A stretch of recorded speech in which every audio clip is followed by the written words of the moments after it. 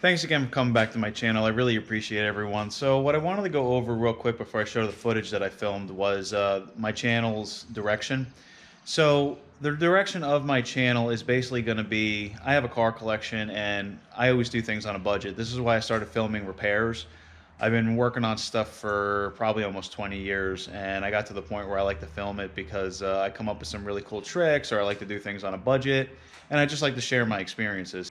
I started posting some things that I filmed, like for example, I had a bunch of stuff on a cruise, I had some stuff on a Jetta, and then there was really cool things that I were posting as I got some opportunities, and I was so excited that I posted the stuff up and it was out of context. So one day you might see a Chevy SS on the channel, another day you might see like a Jetta ECM, another day welding, and then another day you might see, you know, Miata O2 sensor. I didn't think the continuity was there between the videos, so what I wanted to do is kind of film sort of a beginning that ties everything together so everybody knows what's going on.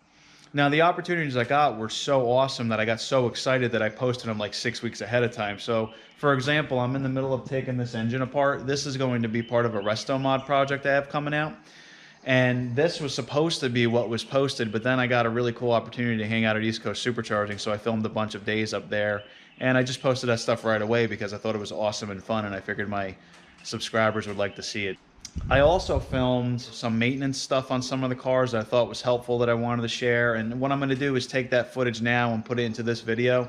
So the footage that I took was me dealing with hydraulic clutches on GM vehicles. I have a couple cool tips and a couple little tricks that I wanted to share. So I'm going to play that footage for you guys now, and then after it's over, I'll go over some of the garage updates. So what I'm going to be talking about today is LS-based hydraulic systems for the clutches.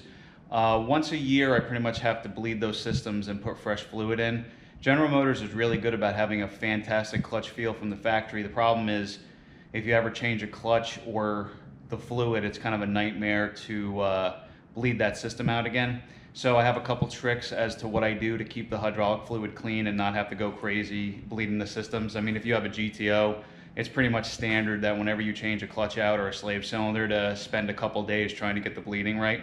On this car, you know, the fluid pretty much looks this way after about, I want to say this is probably a couple months, sometimes even after a month. It's just what happens to them. I have a trick to bleed this, and I want to show you on the GTO something else that I did because I put a new clutch in that car. So we're going to head over to the GTO real quick so I can show you what's in that one. Okay, so here's the GTO. I wanted to show you, I put a remote bleeder in the GTO. The reason there's a remote bleeder in the car is I had to do the clutch anyway, and while I was in there, I put one of these in. The Corvette would have one of these, but I haven't had to do a clutch yet since I bought it. What's nice about this is I can break loose the bleeder, let all the fluid drain out, close the bleeder, open up the master, put fresh fluid in. Then what I can do is put the bleeder in the master cylinder. What I can do is, while this is in the master cylinder, I can pump the pedal probably 20 or 30 times, and what happens is the fresh fluid gets sucked into the system. The fluid passes out through the drain back into the reservoir, and it's no loss of fluid, and there's air escaping into here. And what it does is it actually gets all of the air out of the system without losing fluid and without making a mess. That's what I really like about having this hydraulic system. Okay, so you're seeing a green paint job on this, so you know we're back at the Corvette. I like to wear rubber gloves for this, but what I wanted to show was different methods on bleeding the hydraulic system.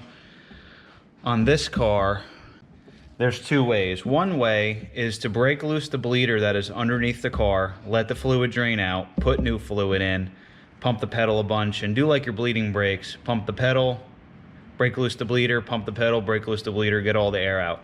The problem is General Motors bleeding procedures are not always that easy. Anybody who owns an LS-based car with a manual usually goes through hell when they're bleeding the system, and a lot of times it takes a couple days, you can't get all the fluid out, and then you're stuck with a system that sometimes is bled and sometimes isn't, and then sometimes people go out and buy a whole new clutch kit thinking it's the clutch, and really it's just air and line. It could be other things. I'm sure someone's going to comment and tell me I'm wrong, but look, I've had probably 10 LS-based vehicles, and this is what I do for me. It helps me, it saves me. So the other way, this is an old school method that I learned years ago. It's called the turkey baster method. What I do is I grab an old container of brake fluid. I'm gonna put the old container of brake fluid off to the side. You take the cap off, and then what you're gonna do is you're gonna suck the old fluid out. Don't let the fluid get so low that air can be stuck in the system. Get it low enough to where you can clean the bottom of the bowl, but not low enough to drain the hose. You don't want to stick the baster into the hose supply. You want to pour fresh brake fluid in.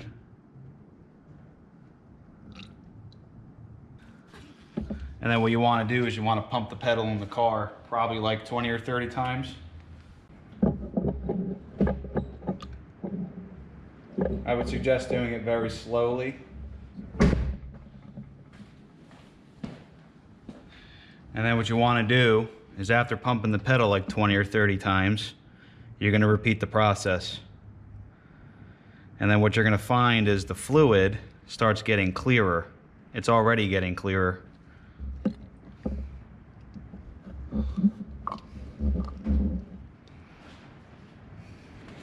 Okay, do it again, fresh fluid. You can already see the fluid in there staying clean. What I'm gonna do this time is I'm gonna clean the cap, put the cap on, and I'm gonna pump the pedal really fast. Okay, so here we are inside the Corvette. You got your clutch, you got your brake, and you got your gas pedal. So you're literally just gonna sit here. You're gonna use the turkey baster. You're going to change the fluid, and you're literally just gonna pump this pedal. Pump the clutch. I usually do about 30 or 40 times. And then you're gonna go back under the hood. You're gonna change out the fluid again. You can do this process about 3 times and drive the car for like a month. Check it again, and you'll start noticing the fluid's gonna stay clear, and then you should do it about every 6 months to a year. Okay, so before I end this video, there was one final tip I wanted to show everybody that I do. When you look inside your reservoir for the clutches,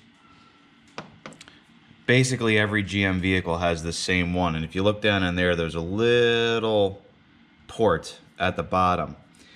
If you find that you've done the turkey baster method and just the plain bleeding method from General Motors, or the method of using a vacuum bleeder underneath the car, and you still for some reason can't get a good pedal feel, what I use is, this is a brake bleeder. It's a vacuum bleeder. You could pick one of these up at the auto parts store or Harbor Freight. You might need a longer hose on it. I just shorten this up so I can do this with one hand. But what you're gonna do is you're going to use this tip. And when I say tip, I mean that tip, not the tip I'm giving you. And you're gonna stick this down into that port, and it fits right in. And what you're gonna do is you're gonna squeeze the bleeder, and what you're gonna do is suck fluid up. Not a lot, you're gonna do it little by little, and then what happens is all the little nooks and crannies that the General Motors master and slave cylinder have in them, and all the different directions the lines run in. Some of these lines go up before they go down. You get air caught, and what this does is actually suck the air bubbles out. It puts a little bit of a pressure on it, and then when you pull it out, it actually sucks fluid in, so it helps give you a better pedal feel.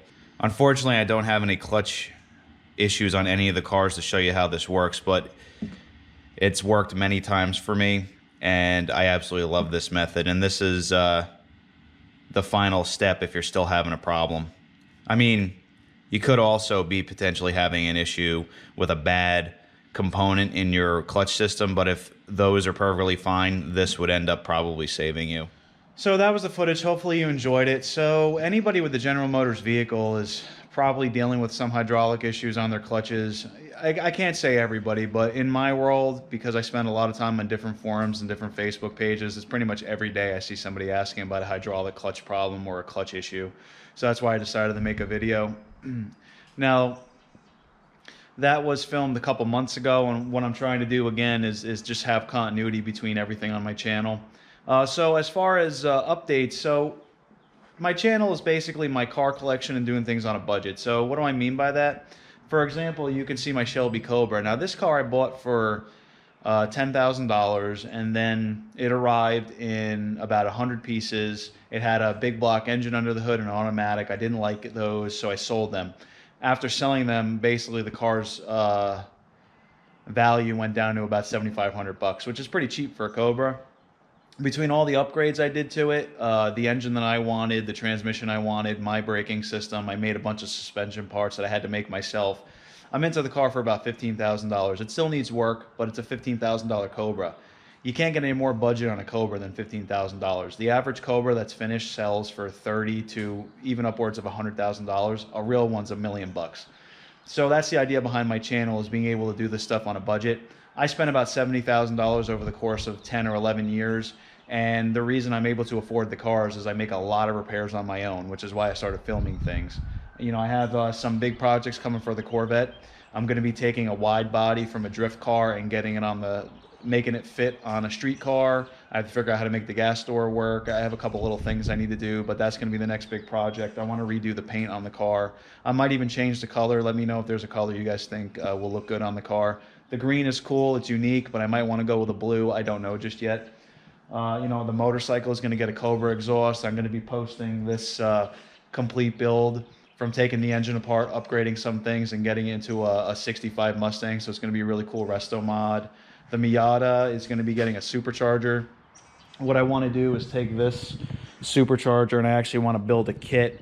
What I mean by that is I want to make all my own brackets, my own intercooler system. I want to tune it myself. I've never got that in depth with a car as far as building a supercharger system, but this is the first time I'm going to get to do it, and I'm going to take you guys with me on that path. So everything is on a budget, and I try and find the cheapest way to do things, you know, but quality too. I want to try and stick with quality even though it's cheap. So that's what I'll be doing with the channel. So hopefully you guys enjoy what I'm doing, and I appreciate all the subscribers. I appreciate everyone who's keeping in touch with me. You guys have been fantastic, and thank you again. Have a very nice day, and if you guys need anything, please message me or comment. Have a nice day.